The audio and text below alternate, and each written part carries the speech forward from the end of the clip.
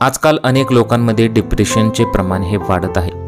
एखाद्या व्यक्तीला डिप्रेशन आहे त्याच्या चेहऱ्यावरून आपण ओळखू शकत नाही, मग तो व्यक्ती आपल्या कितीही जवळचा असू द्या। अशीच एक घटना घडलेली आहे। चॅनेलवरती नवीन असाल तर MM मराठी न्यूजला जरूर सबस्क्राईब करा।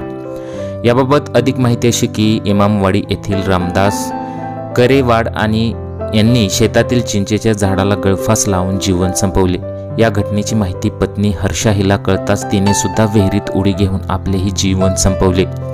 आजकाल पती पत्नी मधलं नातं किती झालेलं आहे। अक्षरशः अनेक लोकांची तर महिन्यामध्ये घटस्फोट होऊन ते वेगवेगळे झालेल्या या घटना तुम्ही ऐकल्या असतील। परंतु या दोघांचं एकमेकांवर जीवापाड प्रेम होतं। आपला पती आपल्याला सोडून गेलेला आहे हे कळताच पत्नीने सुद्धा विहिरीत उडी घेऊन आपली जीवन यात्रा संपवली।